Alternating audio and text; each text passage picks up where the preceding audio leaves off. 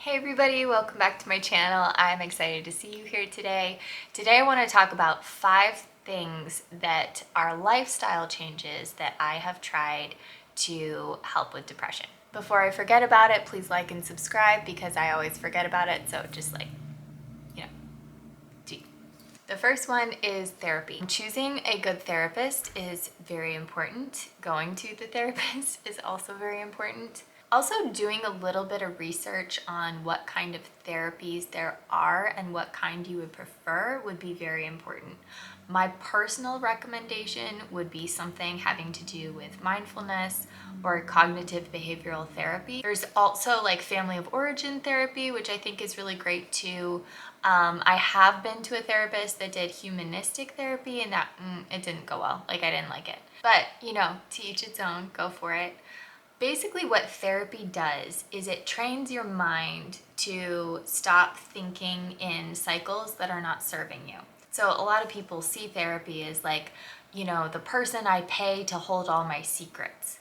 That's not what therapy does. Like that's not really therapeutic. So if you just like go to therapy, dump everything, feel better and then walk back out, like that's not really what therapy does. What therapy is supposed to do is for you to talk, the therapist to decide like what thought patterns or beliefs are not working for you. Like what is keeping you stuck? This might be self-worth issues. This might be attachment styles in your relationships. This might be like personal beliefs about how the world works or something like that. Like it's not helping you right now. Like you're gonna have to believe something new. If you go to therapy, be prepared to get called out, but it is so helpful to do that because like once you break out of your shell of beliefs that were usually put there by other people, like either teachers in school, caregivers, religions, anything like that, that is usually what put them there, not you yourself. So if you can actually have a therapist help you step back,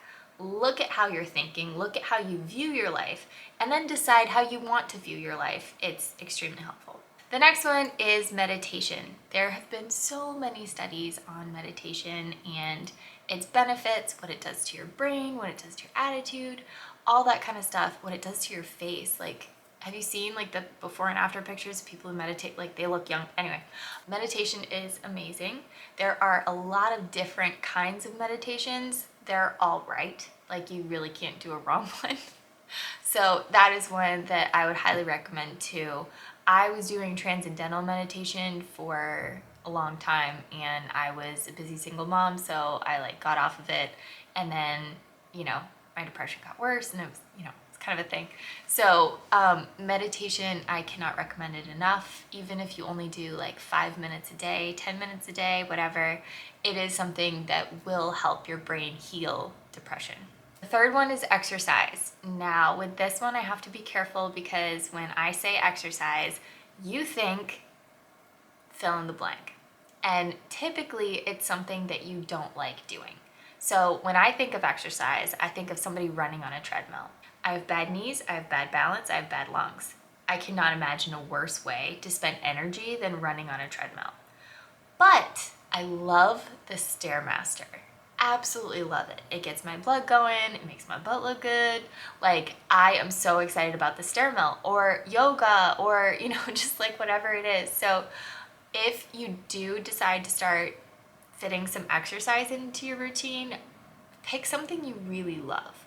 Like even if it's like swimming, like you join a gym just for the swimming pool because that is what makes you feel really good.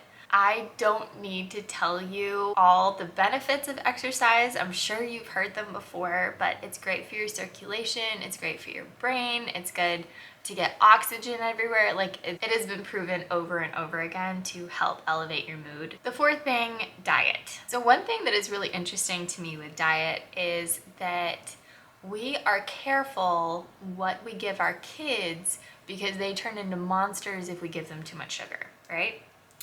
So, we know that they're gonna have a sugar crash and then they're gonna have a bad attitude and it's just kind of gonna be a mess. And so they have like one cookie and then somebody offers them a piece of candy and then that's fine. And then maybe like later on they're just like, hey, I want a cupcake or I want a donut or something. And you're like, no, you've had enough sugar. I don't want to deal with you if you have any more sugar. With ourselves, you know, we're able to like tone it down so that nobody has to like deal with us, but we still feel the same way a little kid would feel if we have too much sugar. Sugar is a huge culprit. If you have a sweet tooth like I do, there are so many alternative things, you know, sugar-free chocolate. You can use like alternative sweeteners if you have to like, you know, if you really crave something baked or something like that. There's a whole ton of things you can do to like get that sweet tooth taken care of without eating a ton of ice cream or a bunch of cookies or something like that, because that is seriously going to tank your mood, like tank it. So yeah, that. Number 5, and this is the scary one that a lot of people don't want to do, and you know, if you start trying to do this, I would definitely recommend doing it with a therapist, but it is boundaries. So boundaries, basically bottom line, is the ability to say no. This is really hard if you were brought up in a family or a culture where saying no wasn't an option, or it was really looked down upon. Like anybody who said no was being really selfish. They weren't taking one for the team. You know, it was just kind of like you know, you weren't a good person if you said no to helping somebody or something like that. So the way I tend to look at this is like the more boundaries you have, the more love you can produce, the more you can help that person. So, you know, somebody wants to hang out for coffee on a day when I'm like absolutely exhausted. I've been talking all day long. I'm done with people. I'm done with talking. I don't want to do anything. And I'm like, yeah, that's fine. We go to coffee. I'm not at my best. I'm a little bit annoyed. I low-key resent that person, even though I was the one who said yes. That is not the kindest thing for me to do, either for them or for myself. What I could have done in that situation is, you know, they're like, hey, do you want to go out for coffee tonight or something like that? I would be like, look, tonight, not going to work for me. You don't have to go into the whole explaining thing. You don't have to be like, oh, this is my boundary. And I'm just like, no, because that kind of puts it on them. They don't need to know. So what I would do would just be like, you know what? Tonight's not going to work for me. Let's do it in 2 weeks. Or like, let's do it in a time where I don't have anything that day. Or let's do it at a time where I know it's going to be a really tough day and I want to hang out with you afterwards to kind of like relieve some stress, have a couple drinks, kick back, have some laughs. That is the best thing you can do, because you're able to give that person the best part of yourself. And you don't build resentment towards them. You don't feel like they're mooching off your energy or anything like that. It's like you're just really able to give that person your presence. Another thing is, not everybody reacts how you want them to react when it comes to boundaries. A lot of them aren't like, oh sure, yeah, let's do it in 2 weeks. Sometimes people can give you like a guilt trip, or they can be like, oh, well, you've always done this in the past or something like that. And, you know, they kind of like make you try to explain yourself. Best way I can say to cope with that is don't explain yourself. Just be like, you know, it's really not going to work for me today. I love you.